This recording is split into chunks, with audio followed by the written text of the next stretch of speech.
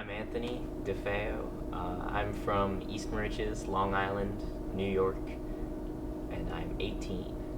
When my mother was 2, uh, her father was convicted of check fraud and served time in Sing Sing prison in the Bronx. And as a result, um, both her parents they split, they divorced. And for something like 40 years, my mother was not in touch with her father, didn't know if he was alive or where he was, figured he was somewhere around the Bronx. And on New Year's Eve 2003, we got a phone call from a gentleman claiming to be Mario Morano, my mother's father. And after that day, through a series of phone calls, we eventually got to meet him. He was the only, I guess, like, male figure in my life who was kind of a badass. I guess you could put it that way. I don't know. So I guess wanted someone to look up to. I'm an only child, so I don't have any siblings that I could, I don't know, bestow wisdom upon or gain any from. But since he came from the Bronx, he had all these crazy street stories. Like he used to get in fights all the time, and he was a mess growing up. And I don't know, he always kind of made me feel like it was okay to get in trouble sometimes. Not like, go out and cause mischief, but yeah,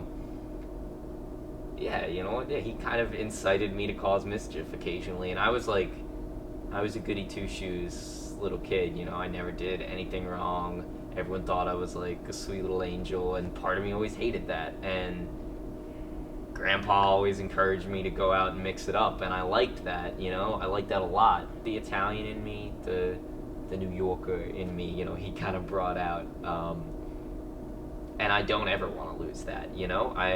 I'm not a city kid. I grew up in a farm town, but he always made me feel like one. And even if it was just like a character that I got to play when I was with him, it was fun. It made hanging out with Grandpa really unique. And I think that was part of the draw to him too. So he definitely left me with a facet to my character that I wouldn't have without him. When we finally got back in touch with him, he asked for pictures of my grandmother because he hadn't seen her in 40 years. And we gave him some old photographs of her, some that, and some new ones too. And he blew them up and he put them in his apartment. He made them big and he hung them up.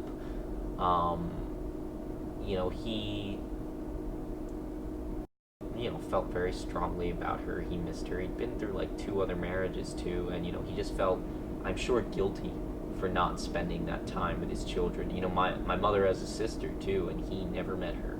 She never wanted to meet him, but there's still more to my family that he never got to see. If you know who they are, and you know the people that you don't maybe value your time with as much as you should, pick them out, go find them, talk to them, make amends. If you really, really feel deeply troubled by anything, fix it as soon as you possibly can.